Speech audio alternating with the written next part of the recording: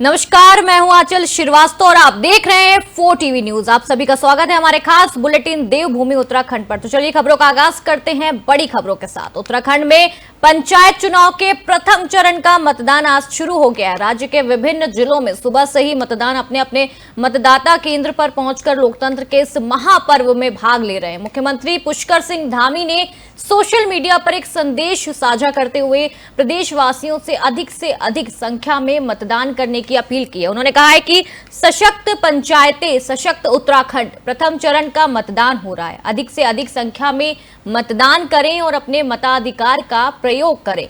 जनसेवा के प्रति समर्पित प्रतिनिधियों का चयन करें। ग्रामीण विकास की नींव को सशक्त बनाएं। सीएम धामी ने इस मौके पर लोकतंत्र को मजबूत करने के लिए जनता की भागीदारी को महत्वपूर्ण बताया और पंचायत को विकास की रीढ़ करार दिया है। मतदान शांतिपूर्ण माहौल से संपन्न हो रहा है। राज्य निर्वाचन आयोग और जिला प्रशासन ने चुनाव के लिए पूरी तैयारियां की हैं। सुरक्षा व्यवस्था को ध्यान में रखते हुए पुलिया और प्रशासन सतर्क है। पंचायत चुनाव के नतीजे राज्य के ग्रामीण विकास की दिशा में तय करेंगे।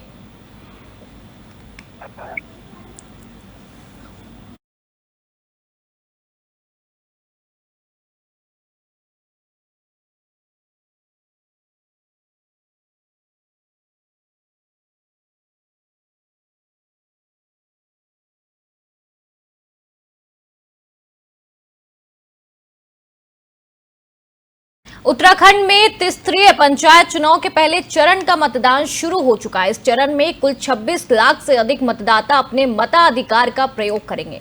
मतदान गढ़वाल मंडल के 26 और कुमाऊं मंडल के 23 विकास खंडों में हो रहा है, यानी कुल 49 विकास खंडों में इस चरण में कुल 17,829 प्रत्याशी चुनावी मैदान में हैं। मतदान के लिए 5,823 पोलिंग बूथ बनाए गए हैं। मानसून को ध्यान में रखते हुए एसडीआरएफ और एनडीआरएफ टीमों को तैनात किया गया। हरिद्वार जिले को छोड़कर शेष 12 जिलों के ब्लॉक में ये मतदान जारी है। मतदान सुबह 8 बजे से शाम 5 बजे तक चलेगा। चुनाव में ग्राम पंचायत सदस्य, प्रधान क्षेत्र पंचायत और जिला पंचायत सदस्य के कुल 18,004 पदों के लिए वोटिंग हो रही है। ये चुनावी मुकाबला इन पदों के लिए कड़ी प्रतिस्पर्धा का प्रतीक है। प्रशासन ने मतदान को शांतिपूर्ण और व्यवस्थित कराने के लिए हर संभव तैयारी की है। इसमें ज्यादा जानकारी के लिए हमारे साथ अजय पांडे ब्यूरो चीफ उत्तराखंड से जुड़ गए हैं। अजय जी, जिस तरीके से हम देख सकते हैं जो ये चुनाव है कराया जा रहा है, इसमें 5,823 पोलिंग बूथ बनाए गए हैं और एसडीआरएफ एनडीआरएफ की सभी टीमें भी यहां तैनात की गई हैं सुरक्षा व्यवस्था को लेकर। तो क्या कुछ अपडेट है वहां के बारे में? देखिए, मतदान प्रक्रिया शांतिपूर्ण चल रही है और लंबे समय से लोगों को इंतजार था कि पंचायत चुनाव होंगे और आज वो घड़ी आ गई है। उत्तराखंड में 2 चरणों में मतदान, आज मतदान हो रहा है। 28 तारीख को भी मतदान होगा। मुख्यमंत्री पुष्कर ने भी अपने पैसे का वोट डाला है। इसके अलावा जो हैं वो भी वोटिंग कर रहे हैं। निर्वाचन आयोग की से लोगों की यही अपील की गई है कि अपने मताधिकार का प्रयोग करें, क्योंकि उत्तराखंड में पंचायत के लिए जो कार्यकाल है वो 1 साल पहले गए थे और उसके बाद की प्रक्रिया नहीं जानी थी, लेकिन एक वक्त लगा है। टोटल जो का कार्यकाल बार बढ़ा, पंचायतों को जो अपने क्षेत्रों में जब वो जिम्मेदारी निभाए। हाईकोर्ट के बाद ये पंचायत जा रहे हैं, शांतिपूर्ण तरीके से हो रहा है और सभी जो त्रिस्तरीय होता है, चाहे ग्राम सभा की बात करें, पंचायत की बात करें, क्षेत्र पंचायत, जिला पंचायत की करें, तो ये तमाम सदस्यों का चुनाव है, अपने आप में महत्वपूर्ण है और इसमें तक रुझान आ रहे हैं। लोग बढ़ चढ़कर कार्य निभा रहे हैं और सभी लोगों को जो उम्मीद थी कि उनके क्षेत्रों में अच्छे प्रतिनिधि में आएंगे, तो तमाम पर प्रतिस्पर्धा जो है काफी कष्ट है। कई क्षेत्रों में काफी संख्या में पदाधिकारी मैदान में जुटे हुए हैं, वो चुनावी अपने किस्मत को आजमा रहे हैं। इसके अलावा कई ऐसी अच्छी चीज कह सकते हैं लोकतंत्र के लिए समाज जगहों पर निर्विरोध रूप से संपन्न हुए हैं। वहाँ पर सिर्फ एक ही व्यक्ति ने किया है, चुनाव निर्विरोध हुआ है। तो अच्छी बात है। कुल मिलाकर के शांतिपूर्ण तरीके की जो प्रक्रिया है वो चल रही है। और इस तरह से आज के उत्तराखंड काफी शांतिपूर्ण देश है। चुनाव इत्यादि होते हैं तो जो पुलिस मौजूद तो रहती है, लेकिन कहीं पर भी कोई अप्रिय घटना देखी सकती है। आमतौर पर सामान्य परिस्थितियों में, लेकिन फोर्स से मुस्तैदी है और फोर्स लगाई गई। कुछ संवेदनशील और अति संवेदनशील क्षेत्र चिन्हित किए गए हैं, उनमें भी लगाई गई है। हालांकि शांतिपूर्ण तरीके प्रक्रिया यहाँ पर चल रही है। और सतपाल सत्तर जो है मुख्यमंत्री, उन्होंने भी अधिकार का प्रयोग किया। जो ग्रामीण उन्हीं क्षेत्रों में नाम है मतदान कर वही वहाँ पर चुनाव हैं। तो इस समय मतदान की प्रक्रिया अच्छे तरीके से चल रही है। जी अजय जी, जैसे हम देख सकते हैं कि जो आगाज लगाया जा रहा है वो 27 लाख मतदाताओं का लगाया जा रहा है, तो वहां का क्या रुख है? क्या 27 लाख मतदाता करेंगे इस बार मतदान?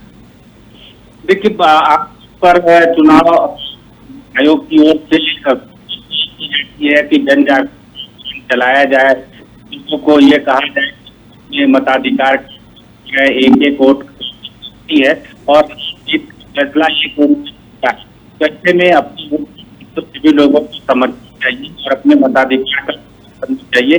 इसके साथ अपने क्षेत्र के प्रतिनिधि को चुनना चाहिए का विकास कर सकें और किस कार्य के लिए वो जानते हैं और जिस कार्य के लिए उनका पद किया गया है उस कार्य को अंजाम दें, लोगों के लिए काम करें।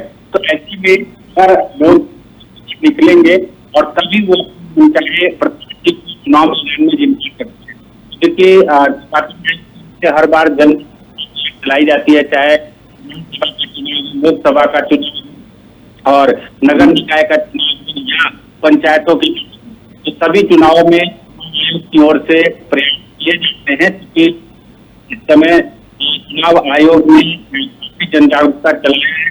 क्षेत्रों में जो होती है उसकी अच्छी प्रक्रिया कहा जाता है कि में जो लोग रहते हैं वो अधिकार के लिए अपने घरों से जा रहा है कि इस बार रिकॉर्ड प्रत्याशियों के फैसला है मतदाता करे, संख्या में मतदाता जो है निकलेंगे, अधिकार का प्रयोग।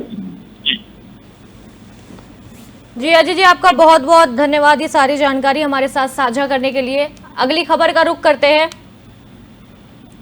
अगली खबर भी उत्तराखंड से आ रही है। उत्तराखंड के मुख्यमंत्री पुष्कर सिंह धामी ने बुधवार को रुद्रप्रयाग जिले के युवक अतुल से फोन पर बातचीत की और उन्हें आईआईटी मद्रास में चयन मिलने पर बधाई दी है। सीएम ने कहा है कि अतुल ने अपनी कड़ी मेहनत और दृढ़ निश्चय से न केवल खुद सफल बना है बल्कि पूरे प्रदेश के युवाओं के लिए प्रेरणा का स्रोत भी बन गया है। अतुल ने अपनी पढ़ाई का खर्च उठाने के लिए केदारनाथ में घोड़े खच्चर चलाकर जीवन व्यापन किया है, जिससे उनकी संघर्षशीलता का पता चलता है। मुख्यमंत्री ने अतुल को आश्वासन दिया है कि उन्हें हर संभव मदद उपलब्ध कराई जाएगी ताकि वो अपने लक्ष्यों को और ऊंचाई तक पहुंचा सके। धामी ने कहा है कि सामान्य परिस्थितियों में भी अगर कोई व्यक्ति दृढ़ निश्चय के साथ काम करता है तो कोई भी सपना असंभव नहीं होता है। अतुल की ये उपलब्धि पूरे उत्तराखंड के लिए गर्व की बात है और ये साबित करती है कि कठिन मेहनत से हर बाधा पार की जा सकती है।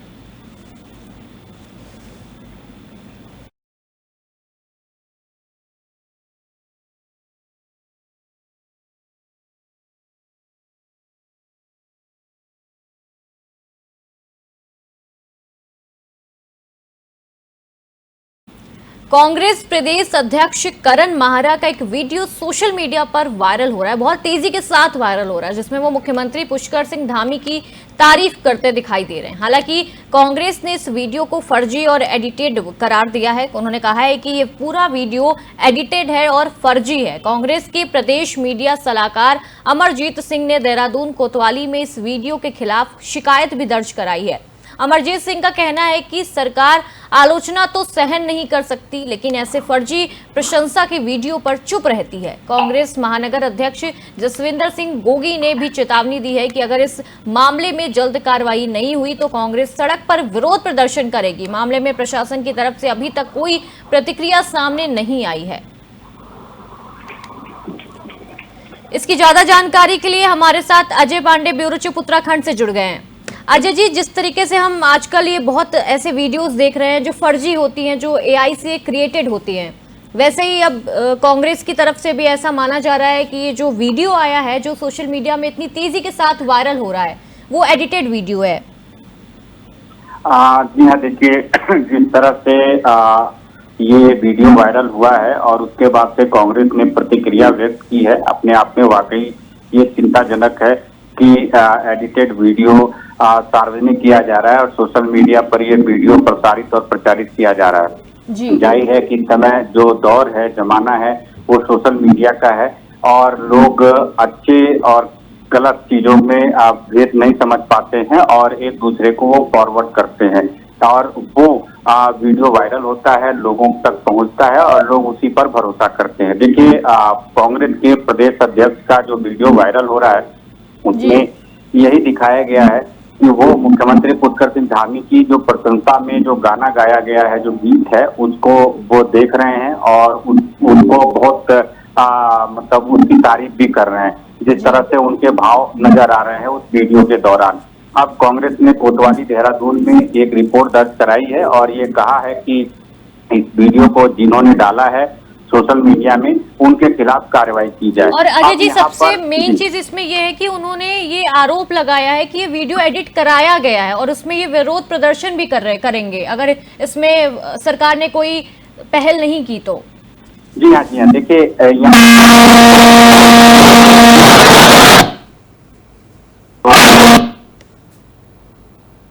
जी, तो ये पता नहीं चल पाता है कि ये वीडियो किसने सोशल मीडिया में अपलोड की, एक लंबा प्रोसेस के बाद पता चलता है।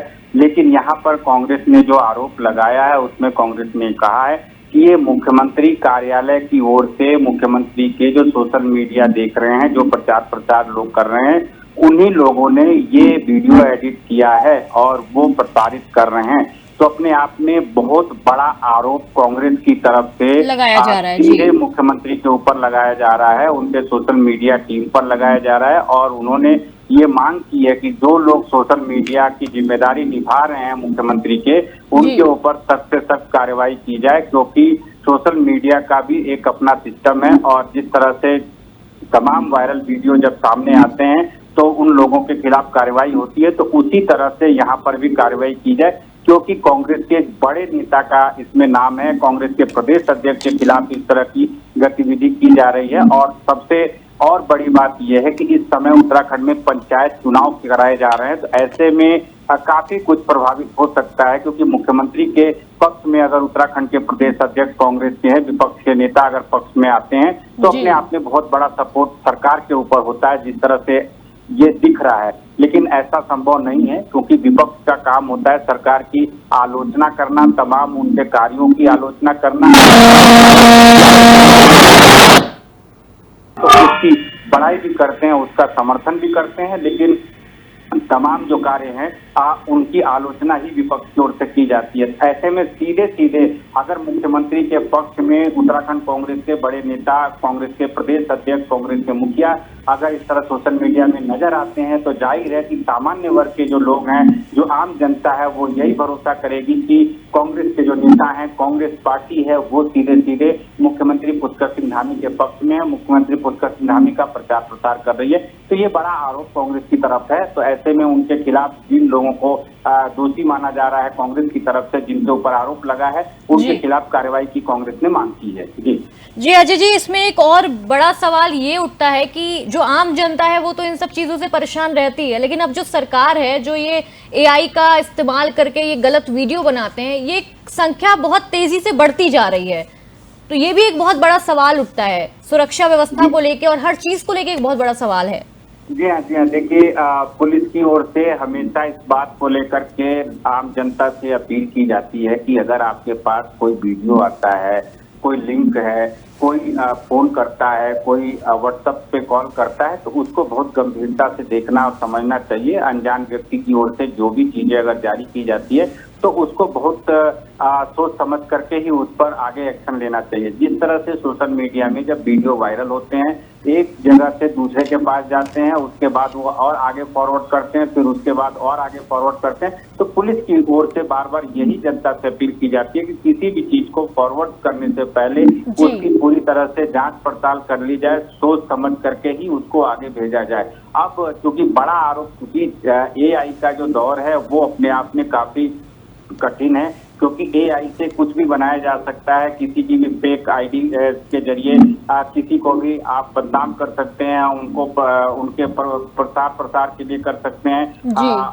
उनका ज्यादा प्रचार कर सकते हैं। तो ऐसे में अच्छे और बुरे दोनों चीजों के लिए एआई का उपयोग होने लगा है। और इस समय जो आरोप लगा है, जिस तरह का ये वीडियो प्रचारित किया जा रहा है, ये वाकई में एक गंभीर मामला है, चिंताजनक मामला है। और ऐसे में जो कांग्रेस की ओर से मांग की जा रही है उस पर एक्शन होना चाहिए, जिस तरह से कांग्रेस के नेता कह रहे हैं। अब चूंकि सीधे मुख्यमंत्री कार्यालय के ऊपर आरोप है, अब वहां से क्या कहा जाता है, किस तरह की बात कही जाती है, किसको दोषी माना जाता है, ये देखने वाली बात जरूर होगी।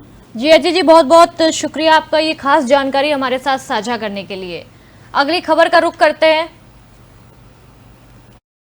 जिस प्रकार से आप देख रहे हैं, आज कांग्रेस अध्यक्ष करण महाना की एक वीडियो को एडिट करके धाकड़ धामी के नाम से फेसबुक जो संचालित किया जा रहा है उसमें वीडियो डाली गई है, पूरी तरह से काट छाट कर उसमें यह दर्शाया गया है कि कांग्रेस अध्यक्ष जो हैं पुष्कर सिंह धामी की प्रशंसा कर रहे हैं, जो कि पूरी तरह से असत्य है, झूठ है और एडिट करके डाला गया है।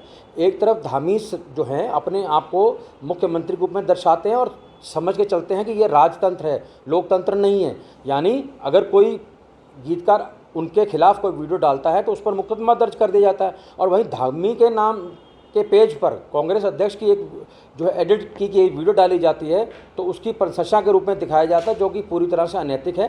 देखिए, हमारे संज्ञान में आया है कि धाकड़ धामी के पेज से माननीय प्रदेश अध्यक्ष करण महाना जी की वीडियो को कुछ एडिट करके पेश किया गया है, जो कि नैतिकता के आधार पर भी बिल्कुल गलत है और राजनीतिक लोगों को इस तरह की हरकतें नहीं करनी चाहिए।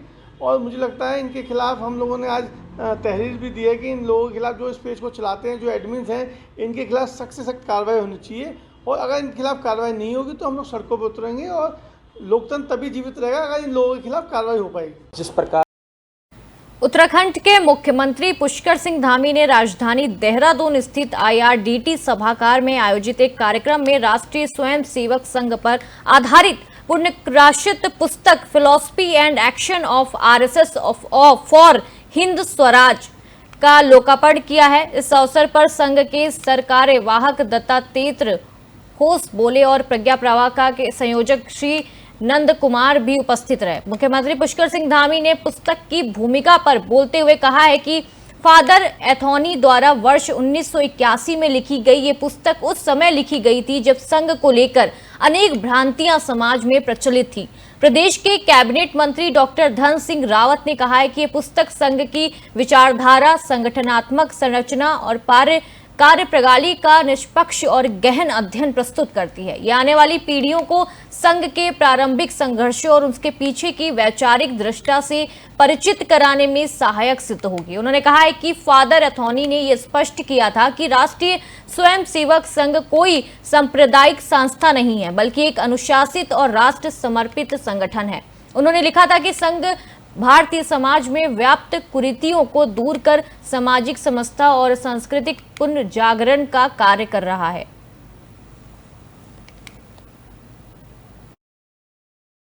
जो फादर एंटोनी थे, उन्होंने 1951 में एक पुस्तक लिखी थी और आज उसका पुनः प्रकाशन करके आज उसका विमोचन हुआ है।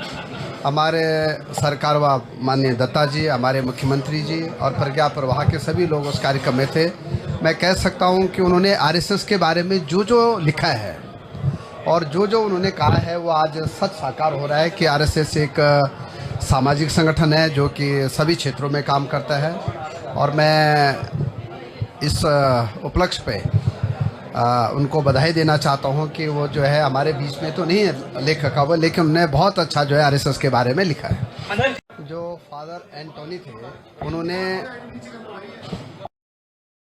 उत्तराखंड के हरिद्वार में एक बड़ा विवाद सामने आया, जहां रातों रात 10 बीघा सरकारी जमीन पर अवैध रूप से पक्की सीमेंट दरगाह और मजार बना दी गई। जमीन टिहरी बाग परियोजना के तहत पुनर्वास के आवंटित की गई थी। मामले का खुलासा होने में स्थानीय नागरिकों में रोष है और प्रशासन ने मामले की जांच कराने का भरोसा दिलाया। हरिद्वार में यह अवैध निर्माण सुमन नगर इलाके में किया गया है। टिहरी बाग परियोजना से विस्थापित लोगों के पुनर्वास के लिए दी गई जमीन पर अचानक एक पक्की दरगाह और मजार का निर्माण कर दिया गया है। स्थानीय लोगों का आरोप है कि अवैध कब्जा रातों रात हुआ है और प्रशासन को इसकी भनक तक नहीं लगी।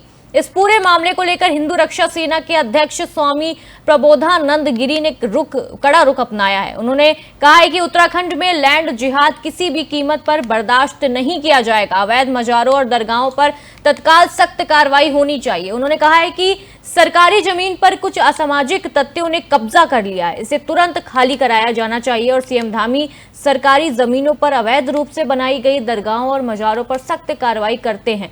पिछले 2 सालों के अंदर 553 मजारों, 238 मदरसों और 22 अन्य धार्मिक संरचनाओं के खिलाफ अभियान चलाया जा चुका है। इस दौरान 6500 एकड़ जमीन को अवैध कब्जों से मुक्त कराया गया है।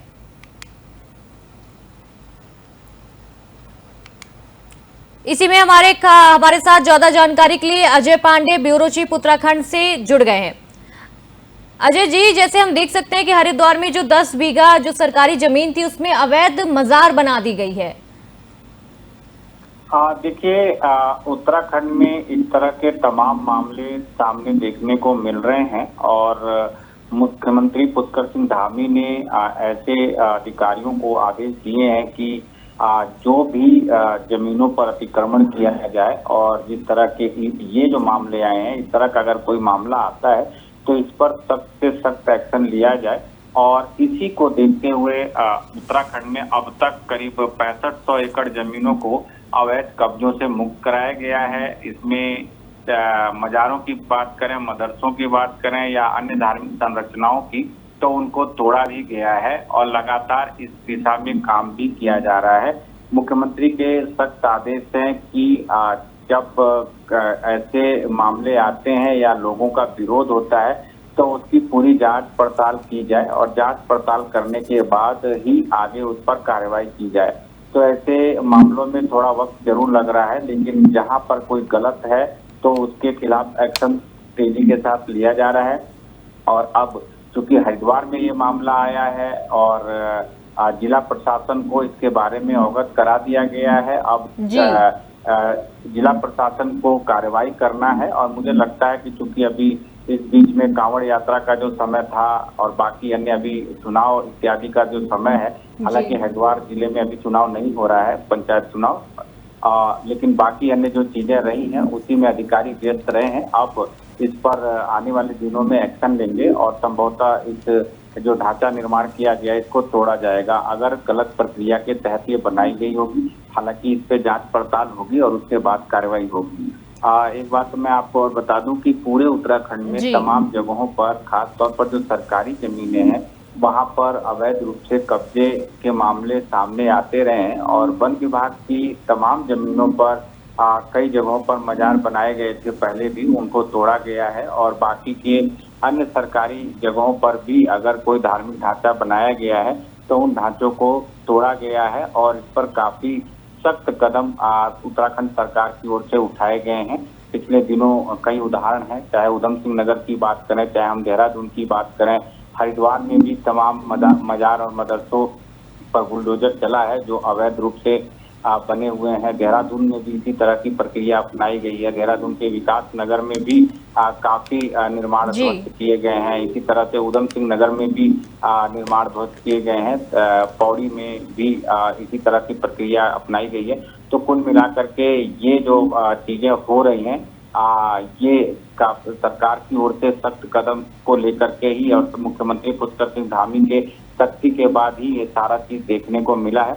अब ये हरिद्वार का जो मामला है, अब मुख्यमंत्री के संज्ञान में भी ये मामला पहुंच चुका है और अब मुख्यमंत्री कार्यालय की ओर से निर्देश दिए जा रहे हैं कि जिला प्रशासन को कि वो इसको गंभीरता के साथ देखें, इसको समझें और इसके बाद अपने स्तर से जो कार्रवाई सुनिश्चित करना है वो कार्रवाई सुनिश्चित करें। क्योंकि ग्रामीण भी इस बात को लेकर के हैरान है कि रातों रात यहाँ पर ये प्रक्रिया अपनाई गई और ये ढांचा निर्माण कर लिया गया, क्योंकि वहाँ के स्थानीय लोगों को भी पता नहीं है, संत महात्माओं को भी नहीं पता था।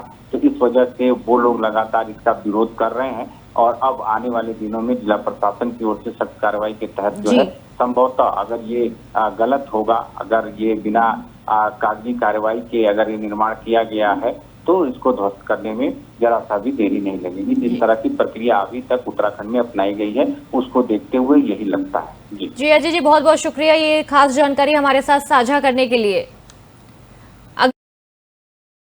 हरिद्वार का जिला प्रशासन जहाँ रहता है रोशनाबाद, उसी के पास में कश्मीरी तेहरी विस्थापितों के लिए जगह दी गई है और वही सुमन नगर बोलता है।